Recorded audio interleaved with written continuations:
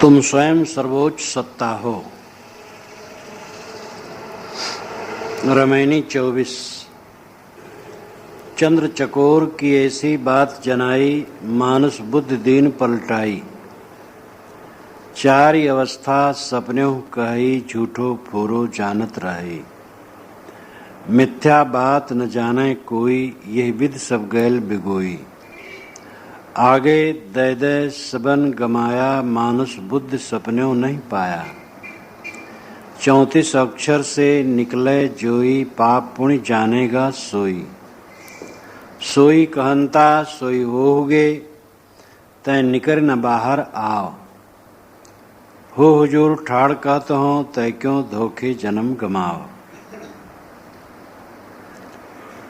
सद्गुरु उन लोगों पर व्यंग करते हैं जो परमात्मा को, अपने लक्ष्य को अपने से अलग मानते हैं।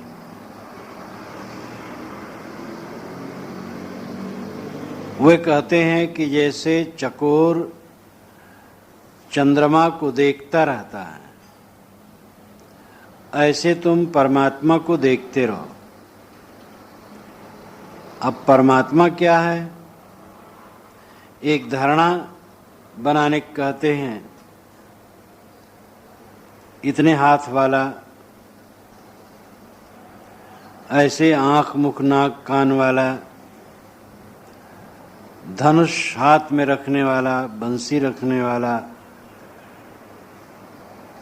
अर्धचंद्र धारण करने वाला, कुछ अवधारणा बनाने के लिए कहते हैं। अथवा वो सर्वत्र फैला है, हमारे आगे पीछे चारों तरफ है। कोई अवधारणा बनाने की बात करते हैं और उस अवधारणा को देखने के लिए निर्देश करते हैं। ये अवधारणाएं विभिन्न मतों के साधकों के चित्त के निग्रह के लिए आरंभिक अवस्था में कह देना एक अलग बात है, और यही लक्ष्य मान लेना बिल्कुल अलग बात है। कोई भी काल्पनिक अवधारणा में जिसमें पवित्र भाव पूर्वक अवधारणा की गई है, ऐसी अवधारणा में अपने चित्त को लगाने का अभिप्राय है चित्त को एकाग्र करना, न कि वो अपना लक्ष्य है। जहां तक अवधारणा है, मन की कल्पना है, और वो कभी भी जीव का लक्ष्य नहीं हो सकता है। लेकिन नाना मत के लोग कहीं ज्योति में, कहीं नाद में, कहीं बिंदु में, कहीं शब्द में, कहीं किसी प्रकार के हाथ पैर वाले आकार में, कहीं सर्वत्र व्याप्त की कल्पना में साधकों को अटका देते हैं और कहते हैं कि जैसे चकोर चंद्रमा में ध्यान करता है, उसको देखता रहता है, वैसे तुम उस ईश्वर को देखते रहो, उसी में ध्यान लगाओ। साहब कहते मानुष बुद्धि दीन पलटाई। मनुष्य बुद्धि को इन्होंने पलट दिया, इन गुरुओं ने। मनुष्य बुद्धि है विवेक, और विवेक ही चौपट कर दिया। विवेक का अर्थ है निर्छीर निर्णय। सार क्या है, असार क्या है, सत क्या है, असत क्या है, जड़ क्या है, चेतन क्या है, बंध क्या है, मोक्ष क्या है, यह विवेक करना मानुष बुद्धि। मानुष बुद्धि का मतलब मनुष्य की बुद्धि। मननात् मनुष्य, मनन करने के नाते ये मनुष्य कहलाता है। मनन ही खत्म कर दिया गया, विवेक ही खत्म कर दिया गया, सोचने समझने का रास्ता ही बंद कर दिया गया, और कहा गया ये अवधारणा में अपने मन को टिकाओ। मन को टिकाने की बात जहां तक है, ठीक है, थोड़े समय के लिए कहीं भी टिकाओ। आदत बन जाए जब मन टिकने की, मन स्थिर होने लगे, तब मन से सभी अवधारणाओं को हटा दो, निरालंब मन को करो। निरालंब मन ही स्वरूपस्थ होता है। तो चकोर चंद्रमा को जैसे देखता है, वैसे नाना मत के साधक ईश्वर के विषय में अपनी बनाई हुई जो मन की अवधारणा है, उसी को देखते रहते हैं और समझते हैं वही ईश्वर है। और ऐसी भावना में लगातार जब अध्यास हो जाता है, तो वो अतिरिक्त समय में भी भासने लगता है और लगता है कि मुझे परमात्मा के दर्शन हर समय हो रहे हैं। शब्द अभ्यासी कहते हैं हमें हर समय शब्द सुनाई देते हैं। सांस के अभ्यासी सब समय कहते हैं हमें सांस चलता हुआ दिखाई देता है, श्वास पर हमारी दृष्टि रहती है, श्वास से श्वास दिखाई देता रहता है। ज्योत देखने वाले ज्योति ही पर ध्यान सदैव बनाए रखते हैं और इस प्रकार बीच ही में रुक जाते हैं। किसी मंजिल को पहुंचने के लिए जब हम सड़क में चलते हैं तो सड़क में किलोमीटर के पत्थर होते हैं और किसी पत्थर को ही पकड़ करके बैठ जाएं तो मंजिल नहीं मिल सकती। ये सब रास्ते के पत्थर हैं। किसी प्रकार की अवधारणा में मन को ठहराने की बात रास्ते के पत्थर हैं। वो लक्ष्य नहीं है, गंतव्य नहीं है, मंजिल नहीं है। मंजिल स्वरूप स्थित है। सब कुछ का विसर्जन करके अपने आप में लौट आना, निर्विकल्प हो जाना, संकल्पों को छोड़ देना। और जब संकल्प छूटे तो कौन सा ईश्वर रहा? सारे ईश्वर संकल्प में चित्रित हैं। संकल्पों के शांत होने पर ईश्वर शांत, कौन सा ईश्वर मिलेगा? तो चकोर चंद्रमा में एकटक अपनी दृष्टि रखता है, वैसे तुम ईश्वर में अपनी दृष्टि एकटक रखो, सब समय रखो। इस प्रकार कह करके गुरुओं ने मनुष्य की बुद्धि पलटा दी। बाहरी अवधारणा ही में इंसान को लटका दिया, स्वरूप ज्ञान न दिया। ये न बताया कि जो अवधारणा है वो तुम्हारी कल्पना है, उसको भी छोड़ दो, स्वयं में आओ, ऐसा न बताया। चारि अवस्था सपने कही, झूठो फूरो जानत रही। ज्ञानी लोग ये भी कहते हैं कि चारों अवस्थाएं स्वप्न तुल्य हैं। जागृत, स्वप्न, सुषुप्ति और तुर्यगा।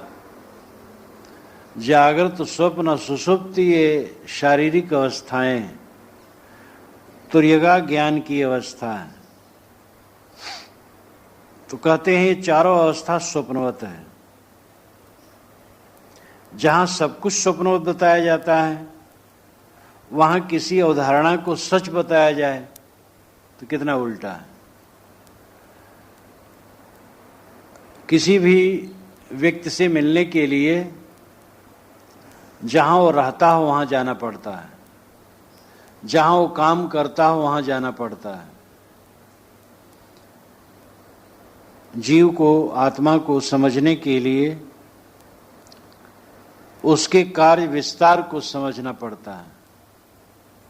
लक्षणा से वस्तु की सिद्धि होती है। जागृत अवस्था में जो कार्य व्यवहार है उसमें जीव को समझा जाता है।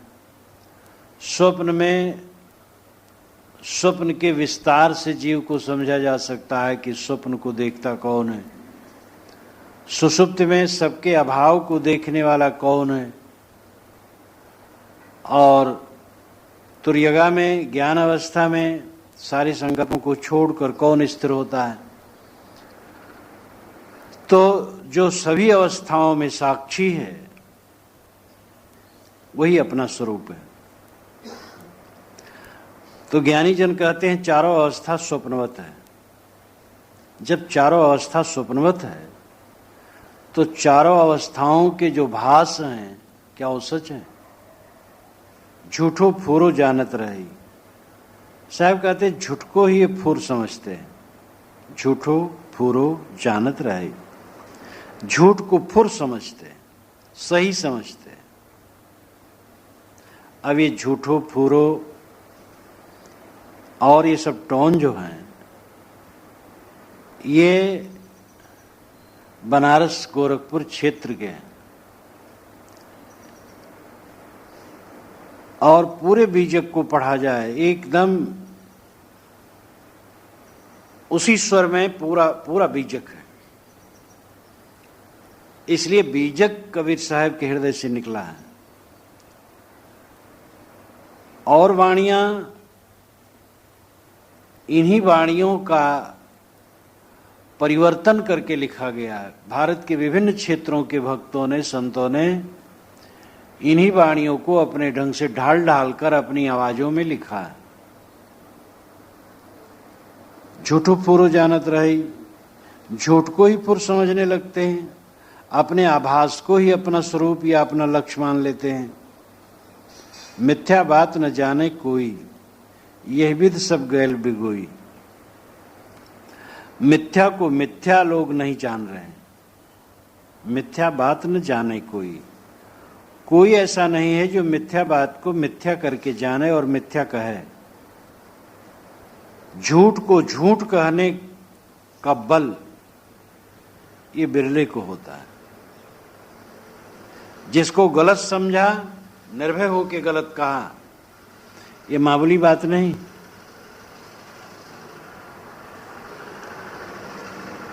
मिथ्या बात न जाने कोई, मिथ्या बात को कोई न समझा, यह विद सब गैल बिगोई। इस प्रकार सब अपने आप को बिगो दिए। बिगोना नाम खोना। जहां जहां गए अपनपो खोयो, जहां जहां गए अपनपो खो दिए। सबको जाने, सबको समझे, स्वयं को भूल गए। और स्वयं को भूल करके क्या होगा?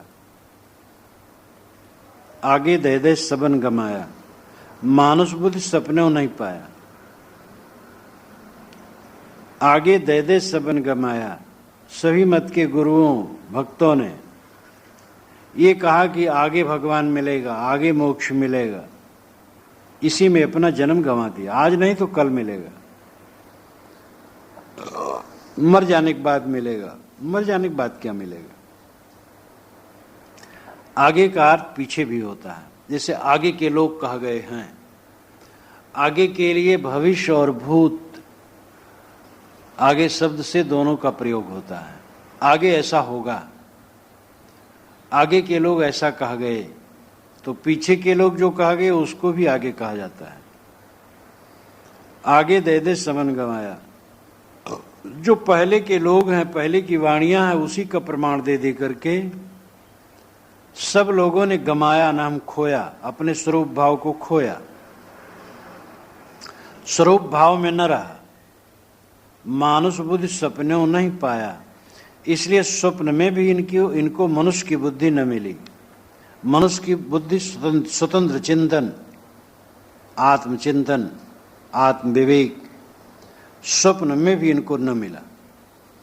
34 अक्षर से निकले जोई, पाप पुण्य जानेगा सोई। लेकिन साहब कहते ये पक्का समझ लो, जो 34 अक्षर से निकल जाएगा वही पाप पुण्य को समझ सकेगा। 34 अक्षर का लाक्षणिक अर्थ है शास्त्र प्रमाण। का से छ तक, अक्षा तक 34 अक्षर होते हैं। तो 34 अक्षर का अभिप्राय है शास्त्र प्रमाण। जो छोड़ देगा वही सत्य सत्य समझेगा, पाप पुण्य समझेगा।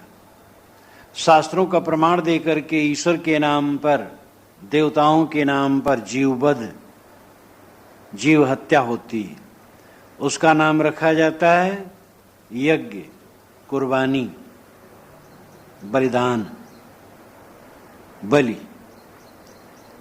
लेकिन ये सब हत्या है और कहते हैं कि वो पुण्य है। ये शास्त्रों का प्रमाण, शास्त्रों को प्रमाण दे करके सत और असत का घालमेल कर दिया जाता है। शास्त्रों के प्रमाण का चक्कर छोड़ दे, विवेक से देखे, तत्व विवेक से देखे, सत क्या है, सत क्या है, भटके ना। सोई कहंता सोई होगे ते निकर न बाहर आओ। सोई कहंता सोई होगे ते निकर न बाहर आओ। हो जो ठाड़ कहता हूं तय क्यों धोखे जन्म गवाओ। सोई कहंता सोई होगे, जो कहोगे हो जाओगे। पर स्त्री की चर्चा करो, विषय वासना की चर्चा करो, काम वासना की चर्चा करो, वही मन में हो जाएगा, कामी बन जाओगे। वैराग की चर्चा करो, वैरागवान बन जाओगे। हिंसा हत्या की चर्चा करो, हिंसकी बन जाओगे। चौरत्व की चर्चा करो, चोर बन जाओगे। जैसे वाणी निकालोगे, जैसे मन बनाओगे, वैसे हो जाओगे। तय निकर न बाहर आओ, बाहर आओ। साहब कहते तो निकल करके बाहर क्यों नहीं आता? ये कल्पनाओं में क्यों उलझा हुआ है? गलत मत बोलो, गलत मत सुनो, गलत मत सोचो। कभी भी साधक को विषय चर्चा नहीं करनी चाहिए, हरेले वाली बात न करनी चाहिए। अरे हम तो क्या ब्रह्मचर्य धारण कर सकते हैं, हम क्या साधना कर सकते हैं, कभी न कहना चाहिए, न सुनना चाहिए, न कल्पना की बात कहना चाहिए। सदैव विवेक विचार की बात कहे। सोई कहनता सोई होगी, जैसे कहो सुनोगे वैसे बन जाओगे। इसलिए गलत कहने, सुनने, सोचने से निकल जाओ। हो हुजूर ठाड़ कहता हूं। साहब कहते मैं खड़ा होके कहता हूं तुम हुजूर हो हुजूर ठाड़ कहता हूं। खड़ा होके कहने का मतलब है एक साहस देना। मैं खड़ा होके कह रहा हूं, बल देता हूं, तुम हुजूर हो, सम्राट हो, सरकार हो, महान हो। अपने को तुच्छ मत मानो। तुम अंश नहीं हो, प्रतिबिंब नहीं हो, प्रतिभास नहीं हो, अल्पज्ञ नहीं हो, तुम बहुज्ञ हो और अपने कल्याण के तो सर्वज्ञ हो। तुम महान हो, तुम ईश्वर के भी ईश्वर हो, क्योंकि ईश्वर की कल्पना तुम ही करते हो। तुम न होते ईश्वर न होता। तुम महान हो, मैं खड़ा होके कह रहा हूं। तय क्यों धोखे जन्म गंवाओ। तू अपने जन्म को धोखे में क्यों गंवा रहा है? किस देवी देवता ईश्वर परमात्मा को पाना चाहता है? अपने मन से तू कल्पना करता है और उसे भटकता है। तो देवों का देव, परमात्मा का परमात्मा, ईश्वर का ईश्वर है। जिस परमात्मा, जिस देव को तू खोजता है वो तू ही है। इस पर ध्यान दे। रामायणी 25 34 अक्षर का यह विशेषा, सहस्रों नाम यह में देखा। साहब कहते हैं कि ये बात नहीं कि 34 अक्षर की जरूरत नहीं, वर्ण और मात्रा की आवश्यकता नहीं है। मैं जो कह रहा हूं ये भी 34 अक्षर ही में है। 34 अक्षर की यही विशेषता है कि सहस्रों नाम इसी में देखा जाता है। सारी संज्ञाएं, क्रियाएं, पद, अर्थ, श्लोक, दृष्टांत, कहानी, उपाख्यान इन्हीं में कहे जाते हैं। इसलिए 34 अक्षर का मतलब कवर्ग इत्यादि जो अक्षर हैं, वर्ण हैं, या नाना भाषाओं के जो वर्ण हैं उनकी उपयोगिता नहीं है, ऐसा मैं नहीं कहता हूं। उपयोगिता है। बात तो यह है कि जो भी उल्टा सीधा लिखा है बस मान लेने की बात, इसमें अज्ञान के सिवा क्या है? वर्ण मात्रा पढ़ो, भाषा पढ़ो और पुस्तक पढ़ो, ये सब ठीक है, लेकिन विवेकी बनो। सारी किताबों का लिखने वाला इंसान है। कोई किताब स्वतः प्रमाण नहीं है, कोई वाणी स्वतः प्रमाण नहीं है। हमें ये चिंता न करना चाहिए किसने कहा है, किसने लिखा है, कहाँ लिखा है। ये चिंता करना चाहिए क्या लिखा है, बात क्या है, और बात पर विवेक करो। तर्क की कैंची लगाओ, सत्य होगा तो कैंची टूट जाएगी, और अगर बात ही गलत होगी तो कट जाएगी। विवेकी बनो। भूल भटक नर फिर घट आया, होत अजान सो सबन गमाया। ये जीव भूल भटक करके फिर नर शरीर में आ जाता है।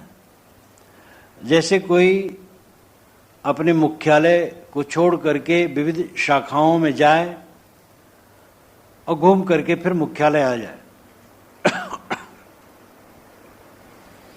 वैसे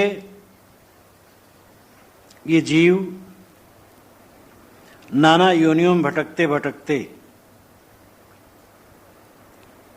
अपने मुख्यालय नर शरीर में आता है। भूल भटक नर फिर घट आया। जीव भूल भटक करके फिर नर घट में आ जाता है।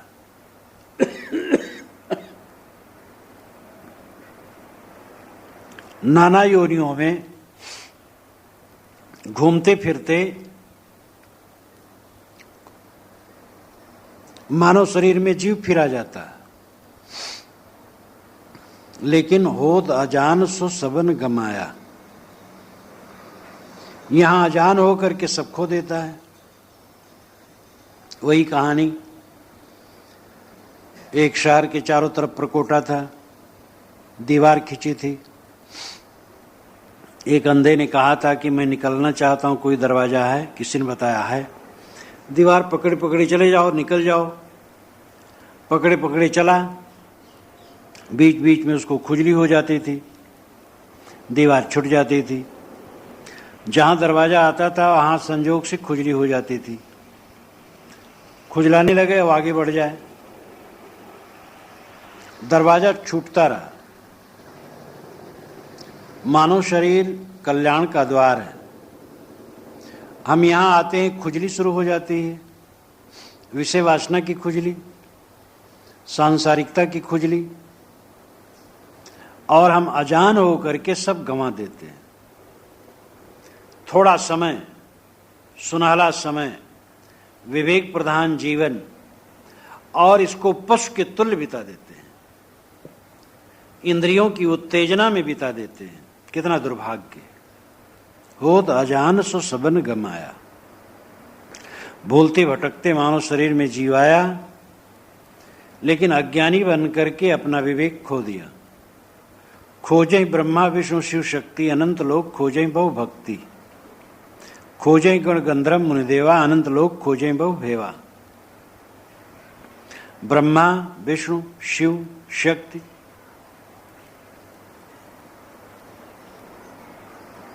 गण गंधर्व यानी गंधर्व गण, मुनि देवता, साहब कहते अनंत लोग, नाना लोक लोकांतर के लोग बहुत भक्ति बड़ी भावना से बाहर खोजते हैं परमात्मा। ये सब साहब पुराणों के आधार पर कहते, जैसे पुराणों में लिखा है नाना लोक लोकांतर है, और सब जगह के प्राणी ईश्वर को खोज रहे हैं। साहब कहते हैं जति सती सब खोजहीं, मन ही न माने हारी। जति यति, यति नाम त्यागी, सती पतिव्रता अथवा सती जो सत में दृढ़, ये सब खोज रहे हैं। मन ही न माने हारी, मन से हार नहीं मानते, नहीं पाते हैं तो भी खोजते हैं। बड़ बड़ जीव न बाँची हैं, काहीं कबीर पुकारी। बड़े बड़े जीव इसमें नहीं बचे और न बचते हैं।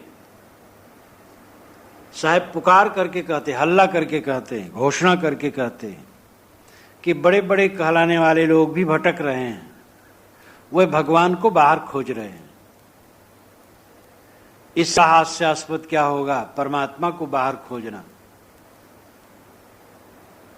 जो बाहर होगा वो देश और काल से, देश काल से दूरी होगी उसमें। वो भिन्न देश में होगा, भिन्न काल में होगा, हमारा लक्ष्य वह नहीं है जो भिन्न काल में हो, भिन्न देश में हो। हमारा लक्ष्य तो वह है जिसमें देश काल की दूरी न हो। दूसरे देश में मिलता है, दूसरे काल में मिलता है, वो जड़ पदार्थ है, वो पर पदार्थ है, स्व पदार्थ नहीं है। स्व पदार्थ में देश और काल की दूरी नहीं होती है। इसी देश इसी काल में उपलब्ध है। निज देश चेतन देश है। उस चेतन देश में रह करके ही हम सारे काम करते हैं। चेतन के साक्षित्व में ही सारा व्यापार होता है, चाहे झूठ का हो चाहे सांच का हो।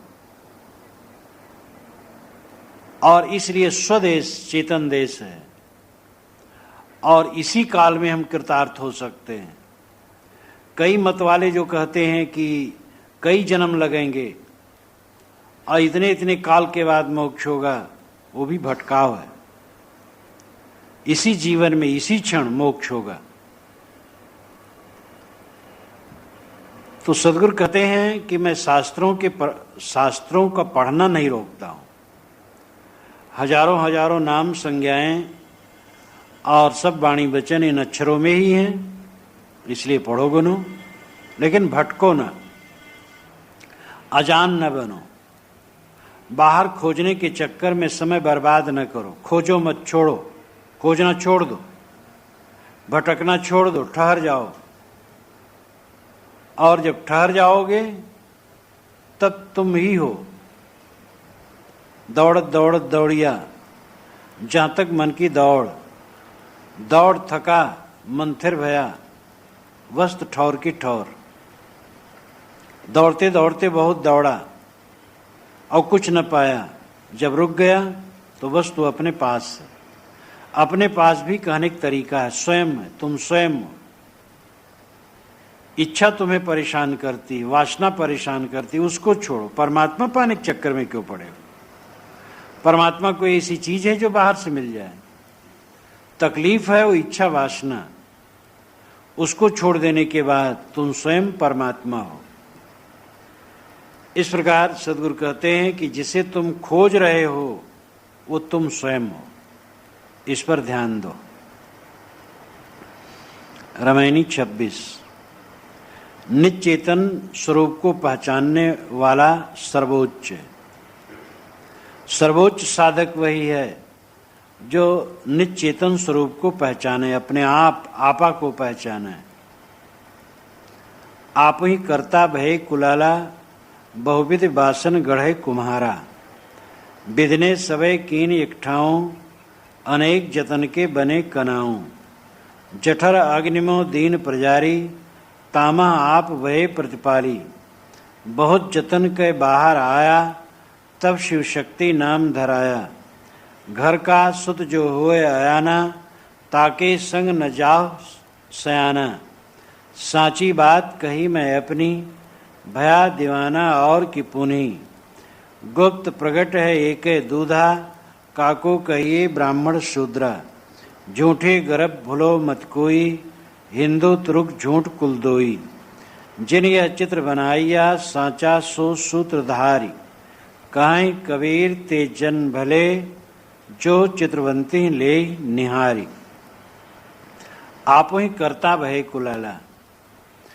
कुलाला कुम्हार, जैसे कुम्हार चक्रदंडा ले करके और मिट्टी ले करके घड़ा बनाता है, उसी प्रकार ये जीव अपने कर्म संस्कारों को लेकर के माता के गर्भ में जा करके शरीर की रचना करता है। कुम्हार मिट्टी अलग से लेकर के बनाता है, उस ढंग से जीव कोई वहां बैठ करके अलग से कुछ ले करके बनाता हो, ऐसी बात नहीं। जीव वहां उपस्थित हो जाता है। माँ बाप के रजबीज में जीव उपस्थित हुआ और कलल बुदबुदा बना, मांस का लोथड़ा बनना शुरू हुआ, शरीर की रचना शुरू हुई। इस प्रकार शरीर का निर्माण होता है। आप ही करता, साहब कहते आप ही ये जीव करता है। अपने कर्मों का करता है, देह का करता है। आप ही करता भय कुलाला। कुम्हार की तरह स्वयं इस शरीर घट का रचयिता। अब अंतर यह है कि कुम्हार निमित्त कारण होता है, चक्रदंडा साधारण कारण होते हैं, और मिट्टी उपादान कारण।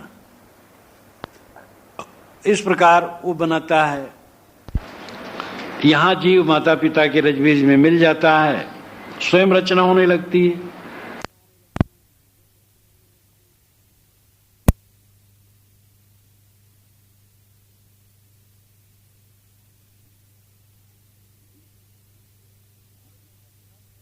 लेकिन रचना के मूल में जीव है।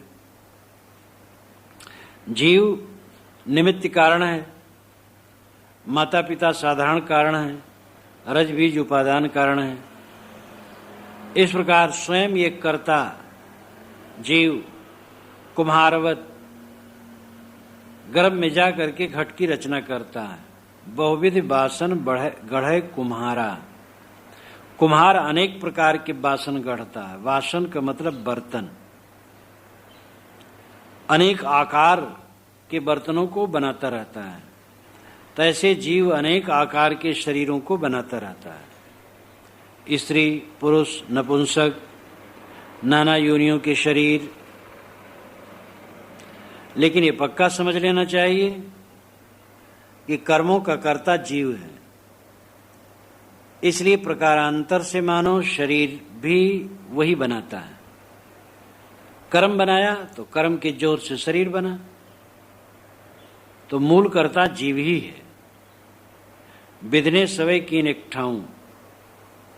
माता के गर्भ में विध ने सभी योग्यताएं एक ठाऊं कर दिया, एक जगह कर। ठाऊं नाम जगह।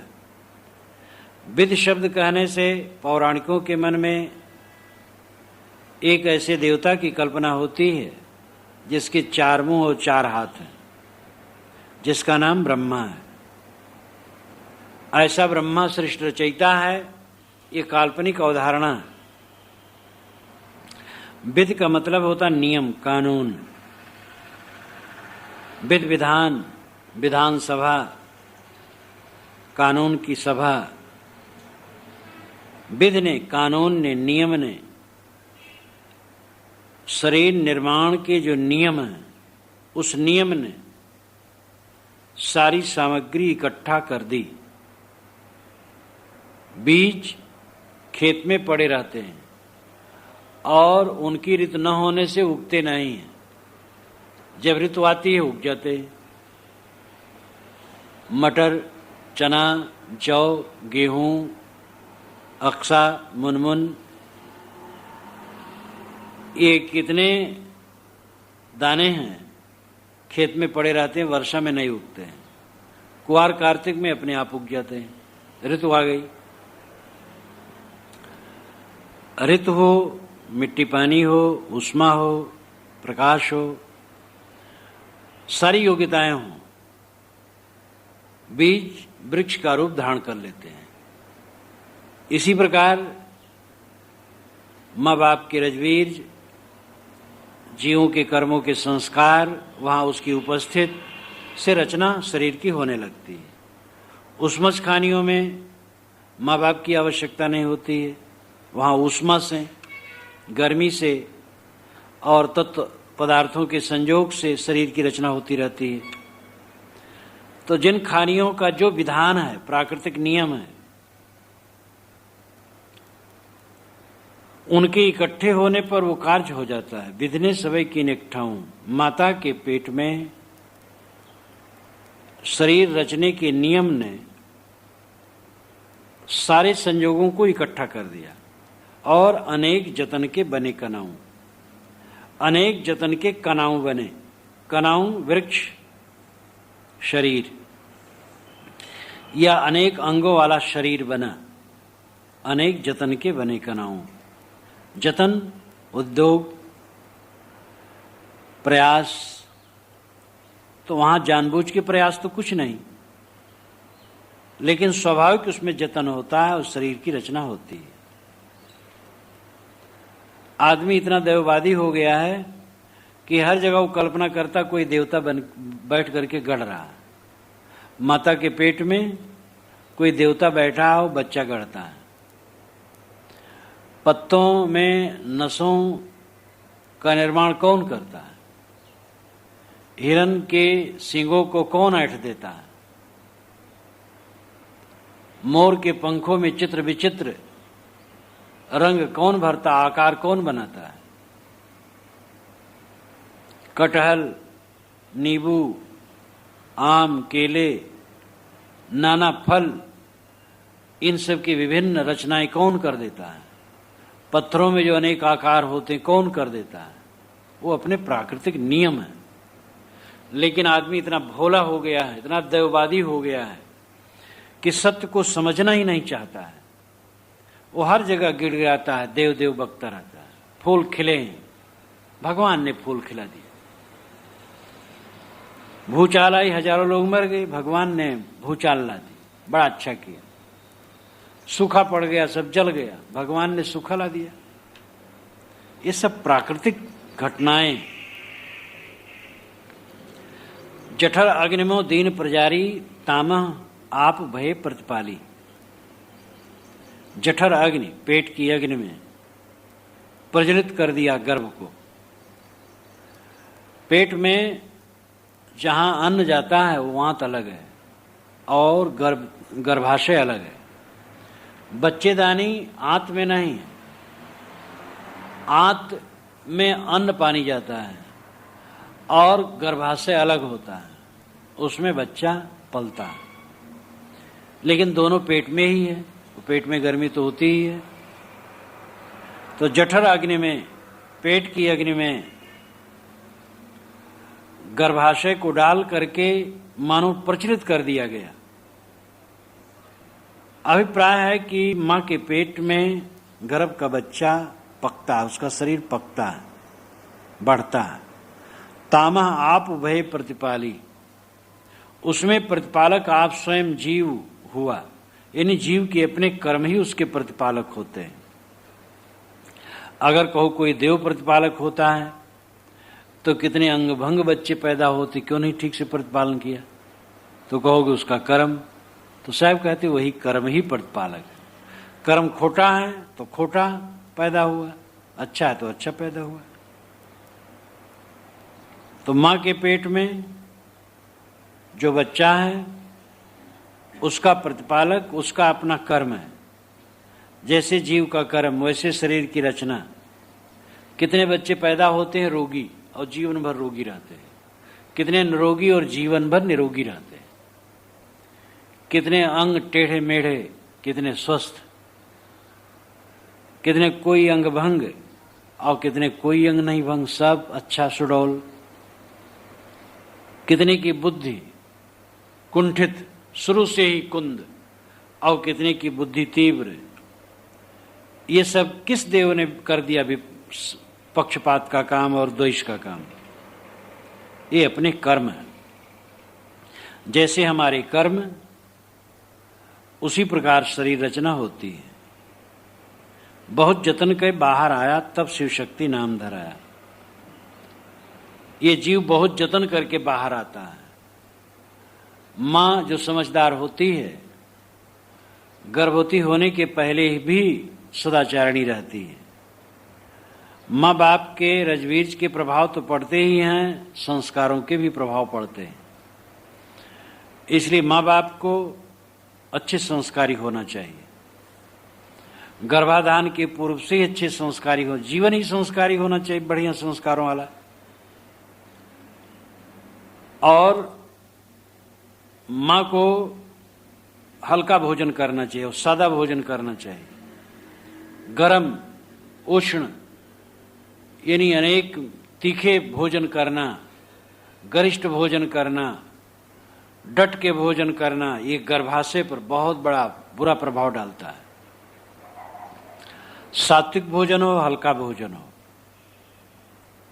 ज्ञान विवेक में उसका मन हो, ये सब प्रभाव बच्चों पर पड़ता है।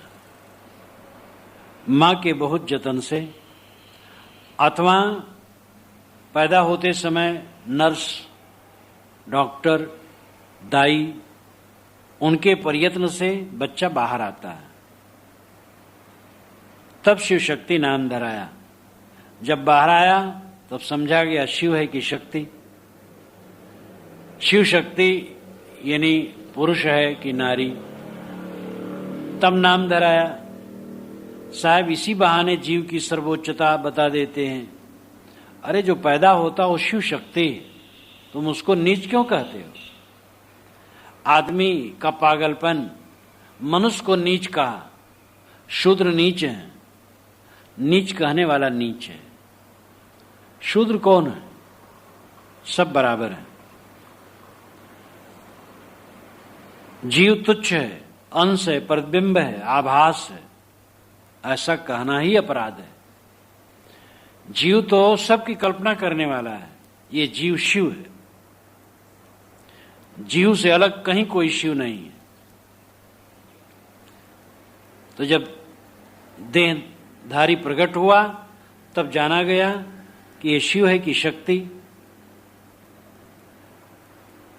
पुरुष है कि स्त्री, तो ऐसा नाम धरा गया। आजकल विज्ञान बढ़ गया है तो गर्भ में ही जान लिया जाता है कि लड़का है कि लड़की। इसलिए अभी भी शुरू हो गया है, अगर लड़की है तो गिरवा देते हैं। लड़का का मोह सबको बहुत है, लड़की को भी लड़की का पक्ष नहीं है। किसी माँ को बच्चा पैदा हुआ, वो तो परेशान रहती पैदा होते समय, और दूसरे लोग वहां बच्चे को संभालते हैं, और जब कोई कह दिया कि तो बच्ची है, तो जिससे वो बच्ची पैदा हुई वो माँ ही उदास हो जाती है। वो खुद बच्ची है, बच्ची के मन में भी बच्ची के लिए पक्ष नहीं है, तो कैसे कल्याण होगा? बच्ची बच्चा दोनों बच्चे हैं। और क्या लड़का ही सबसे बड़ा योग्य होता, लड़की नहीं होती? जवाहर की एक लड़की इंदिरा लाखों लड़की करोड़ों लड़कों से बड़ी थी, और एकदम दुनिया में दिखा दिया अपना कीर्तिमान कि लड़की इस प्रकार कर सकती है। तो आदमी इतना कुंठित है कि बस लड़का हो, चाहे आगे चल करके सिर पर भौरी ही ठोके और सतावे जीवन में माता पिता को, लड़का होना चाहिए। घर का सुत जो होए आयाना, ताके संग न जाहु सयाना। साहब कहते हैं घर का सुत पुत्र, घर में जो लड़का हो अगर अज्ञानी हो तो उसके संग में सयाने लोग न जाएं। घर का लड़का है, पाजीपन कहीं कर रहा है, तो घर के बुजुर्गों को भी उसका साथ नहीं देना चाहिए, उसको और रास्ते पर लाना चाहिए। और अगर वो पाजी लड़के के साथ स्वयं पाजीपन करने लगे तो गलत हो गया। घर का सुत मन है, शरीर घर है, और इसमें ये पुत्र मन बना है। जीव ने मन को बनाया, इसलिए मन पुत्र है। अगर ये अज्ञानी है तो सयाने को उसके साथ न बहना चाहिए। मन अगर चंचल है तो मन को ठहराओ, मन गलत सोचता है तो उसे घुमाओ। अब मन चला तुम भी चले, तब क्या बुद्धिमानी रह गई? शरीर का निर्माण हुआ, शरीर निर्माण के बाद जब अवस्था ठीक से हुई, समझदारी बढ़ी, मन चंचल होने लगा। समझदार आदमी को चाहिए कि मन को वश में करे। जिंदगी में जो सबसे बड़ी विशेषता वो यही है, मन को वश में करना। अगर मन चंचल है तो तुम चंचल न बनो, मन को पकड़ो, मन को ठहराओ, गलत विचार न उठने दो, ये तुम्हारे में बल है। सांची बात कही मैं अपनी, भया दीवाना और की पुनही। मैंने अपनी सच्ची बात तुम्हें बता दी, लेकिन और की बात सुन करके लोग दीवाने हो गए। पुनः नाम पुनः, दूसरे की बात सुन करके लोग दीवाने होते हैं। नाना लोगों की बातें सुन करके उलझ जाते हैं। तमाम देवी देवताओं की बात सुन सुनकर आदमी भटक जाता है। अयोध्या के एक वैष्णव संत जब मुझे मिले और साधना पर बात हुई, बहुत खुश हुए। उन्होंने बड़ी गंभीरता से कहा, हम लोग देवी देवताओं के चक्कर में फंस जाते हैं, आप लोगों का रास्ता सीधा है स्वरूप ज्ञान का। तो मैंने कहा न फंसिए, क्यों फंसते? के वातावरण ऐसे ही फंस जाते हैं। जब तक देववाद दिमाग से न हटेगा तब तक आत्मज्ञान में स्थिरता न होगी। तुम अपने दिमाग पर कुछ मान करके स्वयं उठ नहीं सकते हो, इसलिए दैववाद दिमाग से हट जाना चाहिए। तुम्हारे शरीर की कोई रचना करता है, तुम्हें कोई कुछ देता लेता है, कोई मिलेगा तब तुम्हें सुख मिलेगा, ये भ्रम काट दो। जो कुछ तुम्हारे जीवन में घटता है वो तुम्हारे कर्मों का फल है, उसके तुम जिम्मेदार हो। कर्म सुधारो, कर्म सुधारो, अपने आप की तरफ लौटो, अपने को समझो। तुम स्वयं निर्मल हो, शुद्ध बुद्ध हो, कृतार्थ रूप हो, ब्रह्म हो, परमात्मा हो, खुदा हो, गॉड हो, गुरु हो, परम तत्व हो, शिव हो। जितने भी शुभ लक्षण के शब्द हैं उनकी चरितार्थता तुम्हारे में ही संभव है, अलग नहीं। तुम सारे ज्ञान विज्ञान के कर्ता और अपने को हीन माने बैठे हो। गुप्त प्रगट है एके दूधा, काको कहिए ब्राह्मण शूद्रा। झूठे गर्भ भूलो मत कोई, हिंदू तुरुक झूठ कुल दोई। दूध चाहे गुप्त हो चाहे प्रगट हो, ये कहे। गाय और भैंस के स्तन में दूध हो या उससे दुह करके पात्र में रखा हो, दूध तो वही है। मां के पेट में बच्चा है, बाहर आ गया है, तो देह वही है और जीवात्मा वही है। अब देखा जाता है कि ब्राह्मण नामधारी भी मां के पेट में रहे और वैसे पैदा हुए, शूद्र नामधारी भी, मुसलमान नामधारी भी, ईसाई नामधारी भी, सब माता के पेट में रहे और एक समान सब पैदा हुए, मैले में लिपटे हुए। और एक ही समान माताओं ने सबको धोया पोंछा और एक ही समान सबको दूध पिलाया। अब उसमें कौन ब्राह्मण है कौन शूद्र है? ब्राह्मण अगर अलग है तो वो माता के मुंह से पैदा हो जाता है, हाथ से पैदा हो जाता है, या जैसे पैदा हुआ वैसे पैदा होता, लेकिन उसमें कुछ गंदगी न लिपटी होती। कोई सोने चांदी का बख्तर होता, उसको लेके प्रकट हो जाता। कहा हाँ भाई ये ब्राह्मण, जन्मजात ब्राह्मण है। जनेऊ पहने होता, चोटी रखाए होता और निकलते ही वेद मंत्र का उच्चारण करने लगता। हाँ भाई ये ब्राह्मण पैदा हो गया। वो सब बच्चे के करते, वैसे ब्राह्मण भी के कर रहा है। कैसे वो ब्राह्मण है और कैसे दूसरा शूद्र हो गया? होश वास में नहीं है, टट्टी किया, उसे के करके रो रहा है। ब्राह्मण का भी बच्चा, शूद्र का भी बच्चा, उसमें कौन ब्राह्मण शूद्र है? झूठे गर्भ भूलो मत कोई, हिंदू तुरुक झूठ कुल दोई। एकदम जैसे डंडा लेकर के खड़े हो साहब, कहते देखो झूठे गर्भ में मत भूलना, झूठा अहंकार है तुम्हारा। हिंदू और तुर्क दोनों कुल झूठे, ये कहना मामूली बात नहीं। मुसलमान झूठे हैं अल्लाह के रास्ते में, साहब कहते बिल्कुल झूठे। मुसलमान क्या है? पैदा होते हुए खतना कराए हो तो जान ले मुसलमान है। पैदा हुए वैसे पीछे बच्चे को पकड़ करके काट देते बेरहमी से बिला वजह। अगर मुसलमानियत करना, खतना करना ईश्वर का उद्देश्य होता या प्रकृति का विधान होता तो उतना कट जाता। पूरा शरीर खुदा बना सकता है, उतना जरा नहीं काट सकता है। ईश्वर की बुद्धि तुम शुद्ध कर रहे हो। हिंदू मुसलमान दोनों कुल झूठे, न कोई हिंदू न मुसलमान न ब्राह्मण न शूद्र। इसलिए इस अहंकार में मत भूलना।